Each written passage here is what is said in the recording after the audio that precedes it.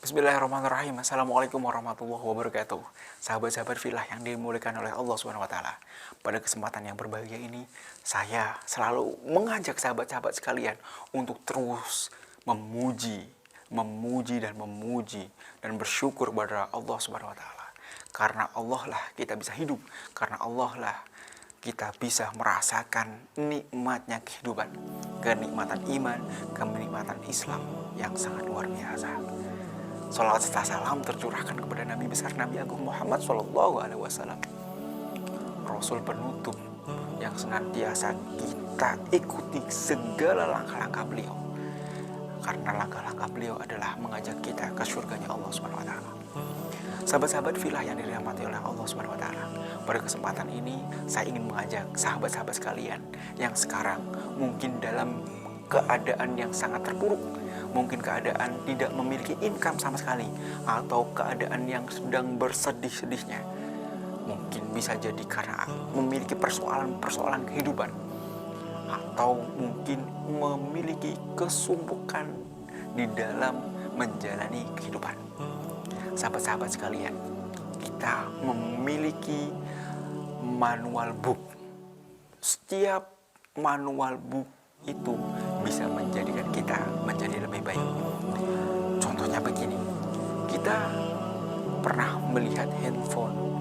Setiap handphone itu ada manual booknya. Ketika ini terjadi segala sesuatu, handphone tersebut rusak, berarti harus dicari manual booknya. Ketika kita melihat kamera pocket rusak, ada manual booknya. Cara penggunaannya ada manual booknya.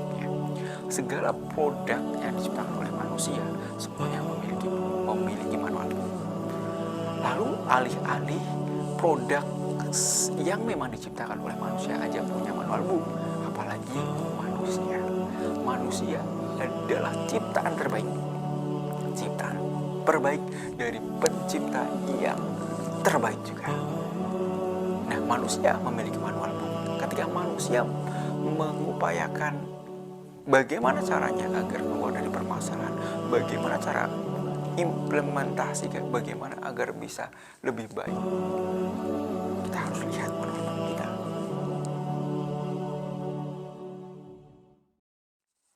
Tidak adalah manusia yang penuh luput dan penuh dosa. Kadang-kadang kita lupa bersyukur kepada Allah Subhanahu wa taala. Kadang-kadang kita lupa bahwasanya kita diciptakan oleh Allah hanya untuk beribadah kepada Allah. Namun sesungguhnya kita sadar, dengan sangat-sangat sadar, ibadah kita kepada Allah sangat kurang. Kadang-kadang kita lebih mementingkan diri kita dibandingkan kewajiban kita kepada Allah Subhanahu wa taala. Contoh, misalkan ketika kita bekerja, kita lebih mementingkan pekerjaan kita daripada panggilan azan sholat. Kadang kita lebih mementingkan sehari-hari kita sibuk bekerja, kemudian kita lupa pada Allah dalam bentuk mencari ilmu, dalam bentuk mencari kajian-kajian, mengenal Allah, mengenal Islam, mengenal hukum-hukum fikih, dan lain sebagainya. Hingga akhirnya ketika kita lupa kepada Allah, ketika kita lebih cinta terhadap dunia kita, hingga akhirnya permasalahan-permasalahan di dalam dunia ini muncul. Hingga akhirnya kita semakin sumpek, dada kita semakin cinta kepada dunia, semakin dada kita dipenuhi ketakutan.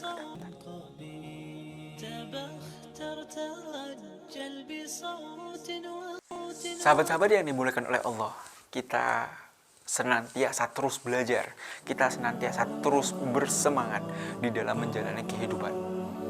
Kita pasti setiap orang memiliki permasalahan hidup yang kadang kita sendiri merasa tidak mampu untuk menyelesaikan masalah itu. Permasalahan yang kompleks, dari hulu dan hilir semuanya permasalahan bergulir terus menimpa setiap makhluk. Kita sebagai seorang muslim, ketika ada permasalahan-permasalahan yang hadir kepada kita harusnya memiliki problem solver. Permasalahan apapun ada problem solvernya, termasuk bagaimana ketika orang memiliki hutang. orang memiliki hutang, bagaimana problem solver ketika kita harus menyelesaikan hutang kita. Saya akan berbagi pada sahabat-sahabat sekalian bagaimana menyelesaikan hutang-hutang di dalam kehidupan. Sahabat-sahabat sekalian, ketika teman-teman sekalian memiliki hutang kemudian tidak mengetahui cara untuk melunasinya, apa yang harus dilakukan?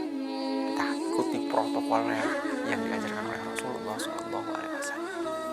Yang pertama, hutang memang diperbolehkan di dalam Islam.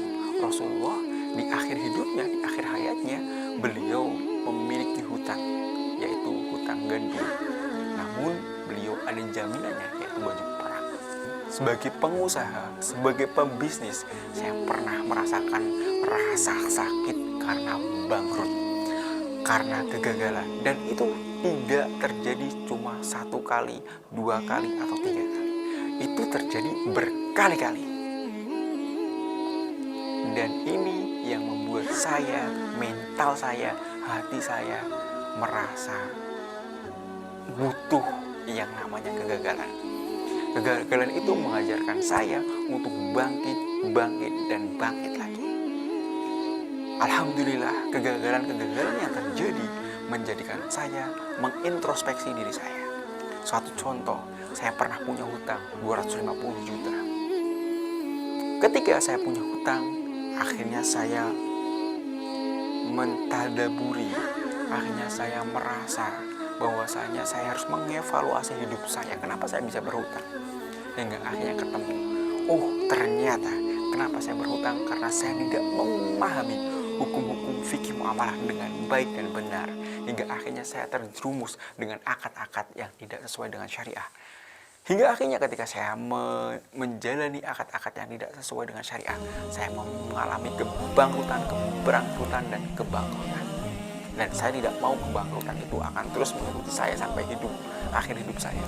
Saya memutuskan untuk belajar bagaimana saya tidak bangkrut lagi.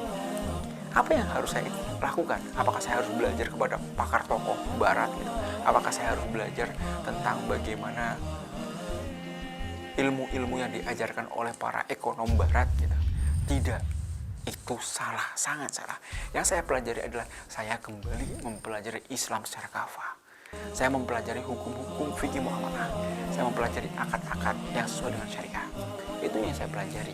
Hingga akhirnya saya belajar bagaimana berakad secara baik dan benar. Hingga akhirnya saya memulai lagi usaha dari nol. Hingga akhirnya kebangkrutan masa lalu saya menjadikan saya kokoh, menjadikan mental saya menjadi mental yang baja. Hingga akhirnya alhamdulillah saya memiliki usaha yang insya Allah berkah.